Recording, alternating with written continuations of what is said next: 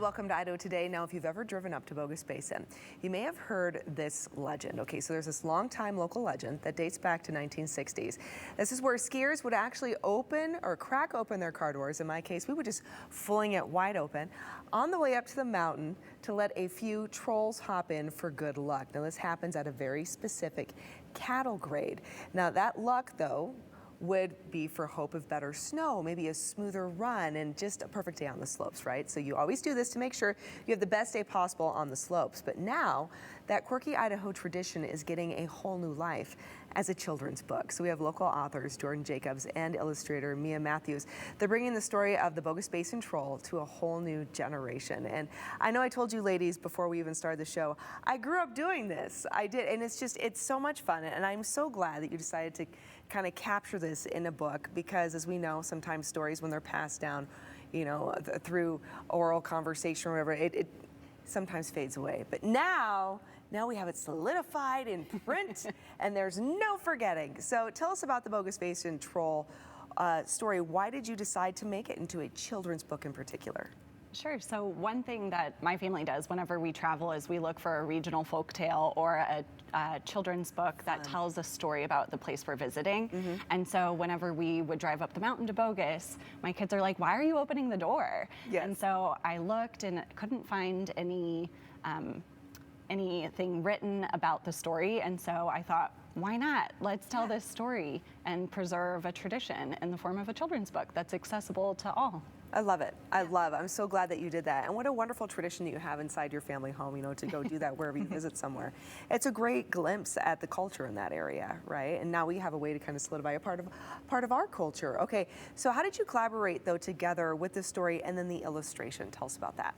Yeah, so we really wanted it to feel like Boise. Yes.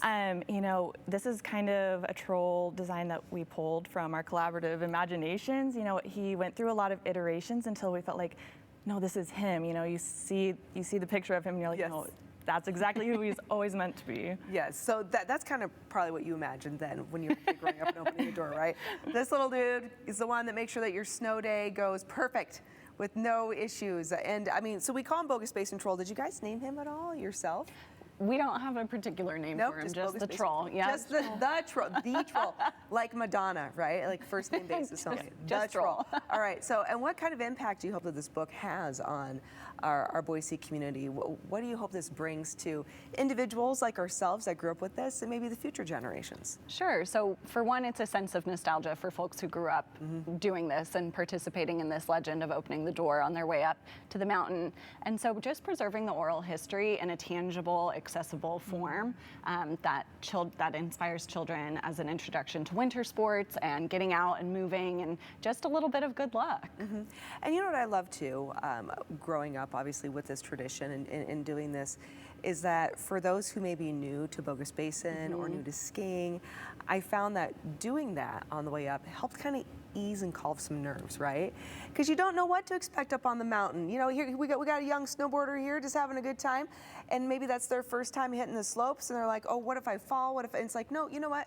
We got the Bogus Basin Troll on our side. You're going to do a great job, right? It just kind of instills a little bit of that comfort on the way up to know that you're just going to have a great time and a good day. Yes. Yeah. No matter what Mother Nature decides to throw you, the troll's going to help out.